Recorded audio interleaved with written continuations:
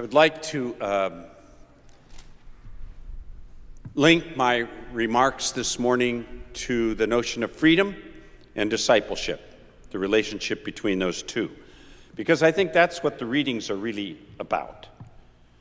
Let me take a brief look at each of the three readings and then make 3 points. The first reading from the first book of Kings is the passing on of the baton, that is, the responsibility for being a prophet from Elijah, who called down fire, who was a pyrotechnic kind of individual who did all kinds of striking things, and to Elisha, the next prophet. You notice we're told that he was plowing in the field, Elisha was, with 12 yoke of oxen. 12. Now that's a perfect number. It also is an indication that he's wealthy. And he was following the 12th. Elijah comes along, throws a mantle over him. That's the passing on of the baton. And then Elisha says, notice here, please let me kiss my father and mother goodbye, and I will follow you. And Elijah says, go back. Have I done anything to you? What does that mean? We got a kind of trickle of the rudeness of Jesus in the gospel. He says, go back. Go back to what? Go back to your parents and say goodbye now. It was the custom among the Jews that the eldest son, we can presume Elisha was, would have responsibility to take care of the affairs of the parents and to bury them when they died. What happens here? Elisha left Elijah, took the oxen, slaughtered them, turned them into plowing equipment, into fuel, ba-boom, ba-boom. He leaves everything behind and follows his calling as a prophet. Did he say goodbye to his parents? I'm sure he did. We'll see in the gospel this same thing is picked up. In Galatians, Paul is preoccupied with freedom. Aren't we all? What really is freedom? Freedom is one of the most debated issues in our culture, as well as the meaning of love. All kinds of definitions and practices surrounding what people think love is. So here we have Paul talking about, very concretely, if you go on biting and devouring one another, beware you are not consumed by another. That's not that complicated. If you're backbiting, if you're criticizing, if you're negative, well, this is not love. Doesn't mean you don't challenge. Jesus does that. Jesus even has some harsh sayings. But let's move to the gospel and see what the rudeness is here. So this is chapter 9 in the Gospel of Luke. It's a fundamental shift in the whole gospel. Because at this point, after being in Galilee, Jesus, it says here, resolutely determined to go to Jerusalem. Why? Because it was the will of God for him to go to Jerusalem, and he must have had a premonition of what would happen there. It's happened to others as well.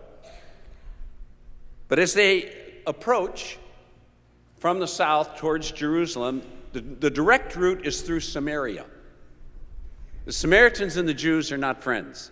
I mean, today we think of Good Samaritan Hospital, so we always have a kind of pleasant feeling about Samaritans. Jews did not have a pleasant feeling about Samaritans, and Samaritans did not have a pleasant feeling about Jews. There was a Samaritan in our own time, not too many years ago, who spoke at a Jewish center to Jews. This is what he said. Imagine this. We Samaritans and you Jews are both heirs of the ancient Israelite tradition. We Samaritans carry the authentic tradition, whereas you have lived to the south of us and you are heretics. The Torah says nothing about the temple in Jerusalem. Deuteronomy speaks about worshiping in the place where I will call my name to dwell, and we know where that is, Shechem and Mount Gerizim. When he said these things, the Jews listened calmly. They weren't shocked. This argument was going on for 2,600 years. Why be shocked? You say what you say, I say what I say, we disagree. That's it. So it says here in the gospel that Jesus is traveling. It says they were not welcome because the destination was Jerusalem. So they were heretics using the Samaritans' ground to go ahead and commit heresy and worship in the wrong place. So Samaritans don't like that. The disciples don't like the Samaritans. Let's destroy them with a puff of fire. They're not quite yet converted. Jesus responds, and what does he say? Don't do that. Let him be. Now, what's missing from this reading is in 2 verses before, the disciples say they complain about some people that were casting out demons in the name of Jesus because they weren't part of our group. And you know what Jesus says? If they're not against us, they're with us. If they're not against us, they're with us. Tolerance, inclusion, and then this statement too, don't bring down fire. These are rather striking statements in the New Testament about tolerance. You don't find that many, but they are here. And then we have the business of, let me go and bury my father, you go to proclaim, let me say farewell to my parents, and so on. No one who sets a hand to the plow can look back. Because I don't know how many of you are farmers, probably very few of you. My parents were farmers. I recently was at a big Kansas farmer place. He had 13,000 acres, but he had these huge John Deere tractors with 8 wheels and all this. He says, come on, let's go for a ride. I got into the ride, and I was looking, and everything was straight as an arrow. You know why? Because it operates on a GPS system. So this gospel wouldn't apply. Anyone who looks back, the guy driving this John Deere could look anywhere. It wouldn't make any difference. So we'd have to reinterpret the text for our own time. But what happens? What Jesus is saying, yes, I mean, Jesus fulfills the commandments. The 4th commandment, the last time I looked, was honor your father and your mother. So he's not going to say forget your father and mother and ditch them and so on. They're going to do that. They're going to respect them. But what Jesus is saying is, don't wait till your parents die to follow me. Well, that's different. Don't wait till your parents, Augustine had that great line in the Confessions where he says, Lord, make me chaste, but not yet. So, what Jesus is saying is we need to make a radical decision about discipleship. One of the biggest problems in the Catholic Church is we have a lot of people that are baptized, but they're not converted. They're not yet really disciples. It doesn't happen in an instant. It didn't for the disciples themselves. Jesus worked with them for 3 years. And then at the crux, the difficult moment of the crucifixion, they all bolted. Wow, that's great. We shouldn't be too shocked that our own performance at times lags. 3 points. First one, the call to be a Christian is not a culture. It's a relationship with a person who loves us more than we can imagine, who gives of himself to us, who has done things for us, forgiven us, raised us up, called us to a great life. We need really to find a way to embrace that. The reason why I think we have trouble embracing it is because it's so odd. So much in our culture is, what's your angle? What's your spin? What am I going to get out of it? Most of us, if we're really smart and we're doing a lot of things with big money and so on, we do what? We commission feasibility studies. How about doing a feasibility study on whether to be a disciple of Jesus? Well, I don't know what I'm going to get out of it. Somebody might say eternal life. Bah, what about now? I remember walking on campus at USC. I had my collar on one time. I saw a guy that I knew was in the hospital. He wasn't doing too well, but he was out of the hospital. So I said, John, how are you doing? He says, oh, I'm okay. I'm getting there. And then he added, it's better than the alternative. I said to him, I mean, you're a believer. Do you really? I mean, think of the alternative. Eternal joy, life, no pain, no recovery. He said, shut up.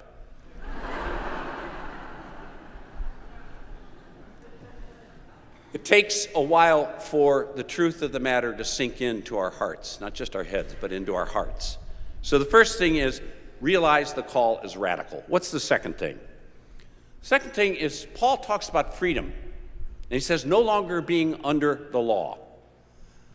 One of my fellow community members likes to quote Augustine where he says, love and do what you will, whatever you will. That's dangerous, especially if you're teaching high school students. Their emotions can be in a blender. Love and do what you will. What did Augustine mean, and what does Paul mean? Very simply, always connect freedom with love, true love. Otherwise, it gets distorted into many, many ways. As one author put it, you could say, I love you. I like to tell the story some of you heard about the narcissist, talked about himself for 2 hours straight, and then all of a sudden he says, oh my God, all I'm doing is talking about myself. I apologize. Please tell me what you think of me. I love you. Never gets out of the bubble, the loop. It's not always easy. It's not always easy because we do think about ourselves, our own advantages, the feasibility, all that kind of stuff is inbred in us, and sometimes it's necessary. But how do we learn to really lay down our life for others? Freedom is really not a situation where you have nothing you have to do. If you want to protect your freedom, if you want to have deeper freedom, commit yourself to what is worthwhile. Like a good marriage. The old joke, are you married or are you free? No. If you are rightly married, you're more free than you would be if you weren't. Paradox. Commitment and freedom are intimately related. Freedom in our culture tends to be, hey, whatever. That's not what the gospel is about. And the great paradox is the deeper our discipleship, the more our commitment to what is worthwhile, the greater our freedom. Finally, love. I would just remind you that at the core of the gospel, in all four gospels, all four, this is mentioned. Love the Lord your God with your whole heart, your whole soul, and your whole strength, and your mind, your brain. And love your neighbor as yourself. That's it. How do we learn to do that? There's no time for that this morning, but I would suggest to you that when we come to receive the Eucharist, as we do, we are receiving someone who loves us, even if we're semi-comatose, coming up the aisle, distracted, not really present. We're talking about the real presence. Jesus is there, lays down his life for us. There is the word, I love the word in Latin, sacrifice means sacrum facere, to make holy. How do you make holy? By loving deeply. And it is a sacrifice, but it liberates. Loving, freedom, discipleship. Put them together. That's good news. I believe it. I trust you do as well.